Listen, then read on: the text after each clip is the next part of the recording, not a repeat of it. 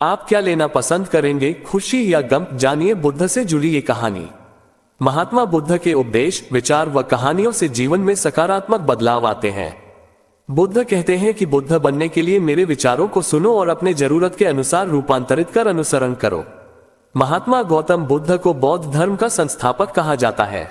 उन्होंने वर्षों बोध गया के बोधि वृक्ष के नीचे बैठकर तपस्या की और इसके बाद उन्हें दिव्य ज्ञान की प्राप्ति हुई।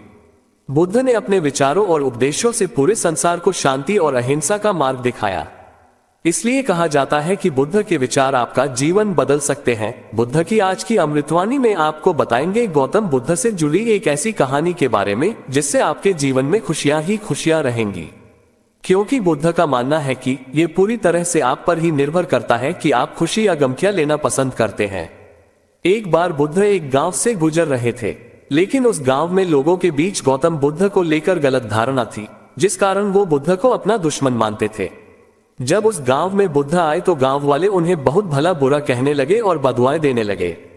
लेकिन इसके बावजूद भी बुद्ध गांव वालों की बात शांति से और मुस्कुरा कर चुपचाप सुनते रहे। गांव वालों ने देखा कि उनकी बातों का बुद्ध पर कोई असर नहीं हो रहा है और वे विनम्रता से उनकी बातें सुन रहे हैं। गांव वाले जब बोलते बोलते थक गए तो आखिर में बुद्ध ने कहा कि यदि आप सभी की बातें समाप्त हो गई हो तो मैं अब प्रस्थान करूं। बुद्ध की बात सुनकर गांव वाले हैरान रह गए, लेकिन उस भीड़ में एक व्यक्ति ने बुद्ध से कहा कि हमने तुम्हारी कोई प्रसन्नता नहीं की है, हम तुम्हें बदुआएं दे रहे हैं, क्या तुम्हें इससे कोई फर्क नहीं पड़ता? बुद्ध मुस्कुराते हुए बोले, जाओ, मैं आपकी गालियां या बद्दुओं को लेता ही नहीं।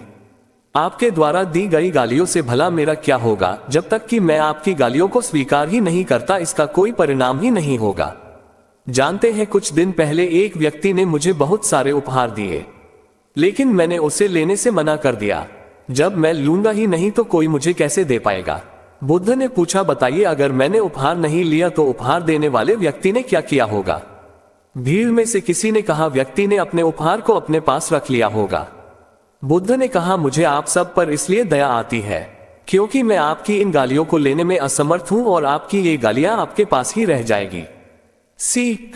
भगवान गौतम बुद्ध के जीवन से जुड़ी इस कहानी से यह सीख मिलती है कि हम अक्सर अपने दुखों का कारण दूसरों को समझते हैं, लेकिन असल में ये हम पर ही निर्भर करता है कि हम वास्तव में क्या लेना चाहते हैं, खुशी या गम, उदासी या मुस्कान।